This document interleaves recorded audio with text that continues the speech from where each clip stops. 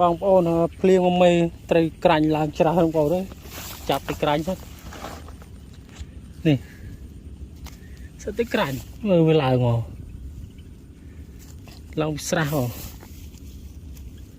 នេះនោះឡើងពីស្រះហ្នឹងឡើងមករស់ស្រែបងប្អូនក្រាញ់ឡើងរស់ស្រែច្រើនណាទៅខាងនោះទៀតនេះមកទៀត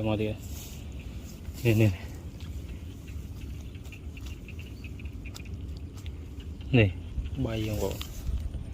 ឡើងមកច្រើនណានោះបន្លាយូនទៀតពងឡើងតាមខ្នល់នេះមកទៀតនេះតាមខ្នល់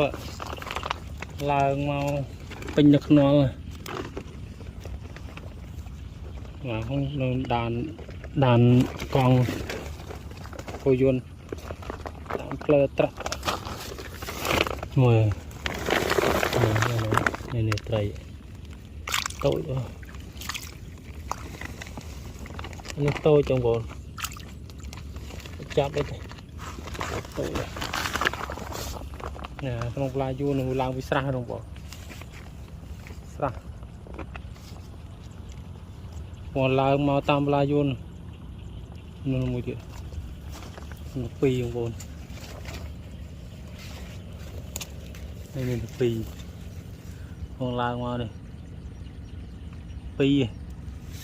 3ហ្នឹងបងនោះមកធំអានោះធំបង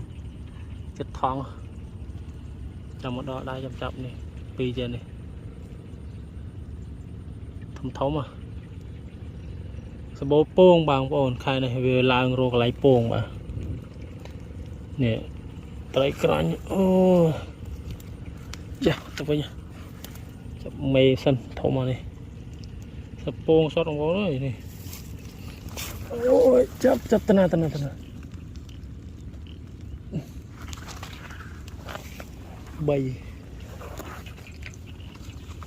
ក្រុងព្រោះស្រូវតែភ្លៀងមិញលិចស្រែអស់ហើយតន់ព្រោះទេព្រោះអត់កើតទេនេះកូនចូលស្រូវពូជមកដល់ស្រែអស់ហើយតែព្រោះអត់កើតទឹកលហាច់លហែមអស់ហើយ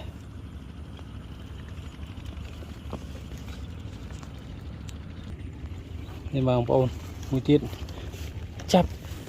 បានធ្វើហូបទៅណាអូតបាត់ចុះវិញបាត់បងប្អូនត្រីក្រាញ់ឡើងពេញ